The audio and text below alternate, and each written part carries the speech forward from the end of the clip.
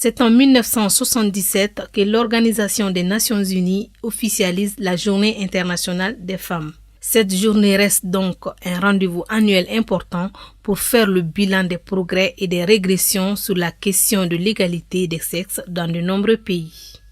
Nous sommes à Ségou, dans la capitale des Balanzans, la 4e région économique du Mali, pour aller à la rencontre de Mme Coulibaly Mariam Kouyaté, une dame avec plusieurs casquettes qui évolue dans le domaine de l'entrepreneuriat féminin.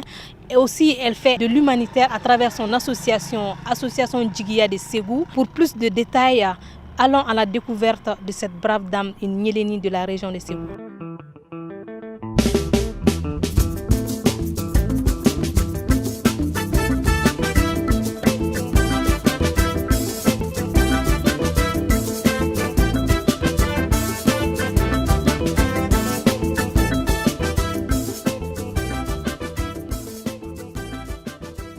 Aux âmes bien nées, la valeur n'attend point le nombre d'années, a dit le célèbre dramaturge et poète français Pierre Corneille. Coulibaly Mariam Kouyaté, à qui on peut aisément coller l'étiquette de Nyéléni, symbole de la bravoure féminine, fait partie de ces générations de femmes dont l'engagement au service de la communauté est un véritable créneau.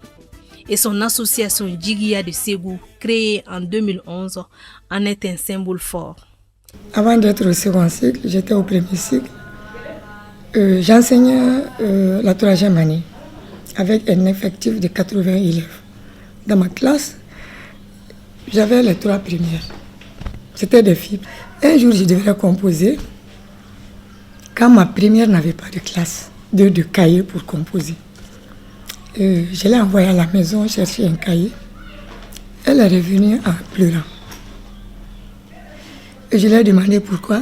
Elle dit que son père travaille à 50 km de Ségou. Il ne revient que la fin de semaine.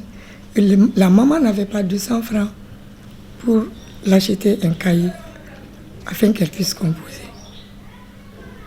Et je suis partie voir la directrice si je pouvais reculer les dates de la composition. Et là, je suis venue et j'ai acheté un paquet de cahiers et un paquet de bics. Parce que je me suis dit que beaucoup d'enfants peuvent se trouver dans la même situation. Donc c'est ce jour que j'ai décidé de mettre en place l'association Djiguiya. Djiguiya, c'est les hommes, les femmes, les enfants. Soutenir tout le monde pour une autonomie, pour une vie équitable. Derrière son sourire jovial se cache une volonté inébranlable de mener et de gagner des combats, mettant en exergue ses nobles convictions, celles guidées par une vision égalitaire de la société à tous les niveaux. Une passion qui cache aussi un ferme engagement pour l'émancipation de la femme, les questions de développement et d'autonomisation. C'est comme objectif améliorer la condition de vie de ses membres à travers les activités génératrices de revenus. J'avais les produits de transformation agroalimentaire, donc c'est l'œuvre de Djiguiya. Donc nous avons comme objectif aussi de sensibiliser et d'informer sur la santé et l'assainissement. Parce que sans la santé et l'assainissement, rien n'est possible. Pour aller à l'école, il faut avoir la santé. Et pour être en bonne santé, il faut être dans un environnement sain. L'autonomisation, le bien-être de la famille sont les maîtres mots de la présidente de l'association Djiguiya de Ségou. Un processus qui, selon elle, demande tout un mécanisme pour y arriver. Le mécanisme, c'est d'aller vers l'information, à l'intention d'abord des hommes, qui doivent connaître que l'autonomisation de la femme d'abord, c'est aider les hommes à surmonter les difficultés de la famille. Bamananko, koni chaye kono woro dima, ibi jija, ka kono kelen kala ka ke kono wolonglay, ka siri chela. Donc il faut que les hommes comprennent que nous sommes des compléments. Les femmes ne sont pas égales aux hommes. Convaincue que l'épanouissement de la femme passe par son autonomisation, l'unité de fabrique de savon est née. Une volonté de la promotrice de participer au développement de sa communauté. Ici, à l'unité de production, qui emploie une vingtaine de personnes, tout le monde est à l'œuvre.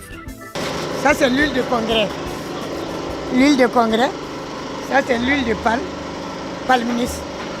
Donc, la soude caustique, la soude carbonate. Donc, on mélange, donc on met sur le feu. Donc, après, on laisse jusqu'à ce que la mouille se durcisse. Donc, après, on le met à cacher et ça sort. Ça, c'est la deuxième phase. Donc, ça, c'est en gros macaroni. Donc, après, ça sort en petit macaroni. Après, nous avons des boules.